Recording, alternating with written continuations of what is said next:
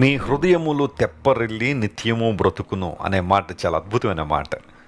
22వ కీర్తనను మెస్సయానిక్ Sam అంటారు. ఎందుకోసం అంటే యేసుక్రీస్తు ప్రభువును గురించిన ప్రవచనాలు కొన్ని దీనిలో మనకు కనబడతాయి. యేసు ప్రభు జీవితం ప్రవచనానుసారమైన జీవితం. అకస్మాత్తుగా నీ లోకానికి వచ్చి వెళ్ళిపోలేదు. ఆయన గురించిన ప్రవచనాలు ఎన్నో పాత నిబంధన లేఖనాల్లో మనం చూస్తాం. ప్రపంచంలో ఏ వ్యక్తి గురించి కూడా ఇన్ని ప్రవచనాలు లేవు.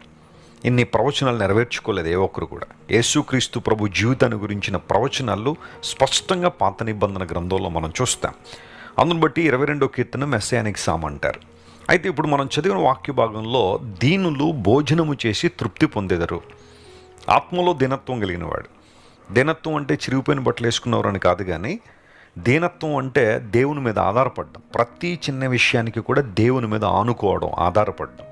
ఒక చంటి బిడ్డ తన తల్లి ఒడిలో ఎలా ఆనుకుంటుందో లేదా ఆనుకుంటాడో, అలాగే దేవుని బిడ్డలు కూడా ప్రభువు మీద అలా ఆనుకున్న వారంగా ఉండాలి. సమస్తానికి ఆధారం ఆయనే, జీవాధారకుడు ఆయన, మన పోషకుడు ఆయన.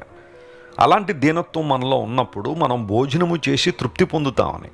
నేను కేవలం భౌతిక సంబంధం భోజనం గురించి నేను మాట్లాడడం లేదు. కోర్స్ దేవుడు మనకు తినడానికి ఆహారాన్ని, కట్టుకోవడానికి వస్త్రాన్ని దేవుడు మనకి ఇస్తున్నాడు.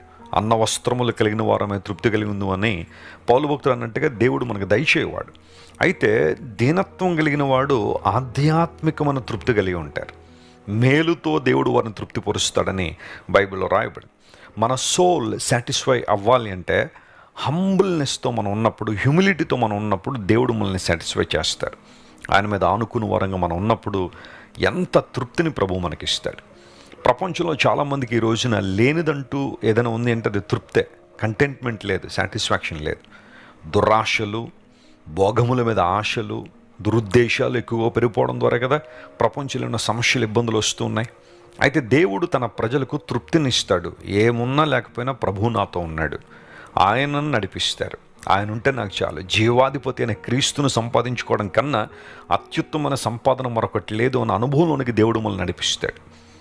జీవాహారము నేనే అని వాగ్దానం చేసిన దేవుడు మన ఆధ్యాత్మిక జీవితాలకు కావలసిన పౌష్టికాహారాన్ని అనుదినము కూడా తన లేఖనాల ద్వారా, తన స్వరాన్ని వినిపింప చేయడం ద్వారా దేవుడు మనకు దయచేస్తున్నాడు.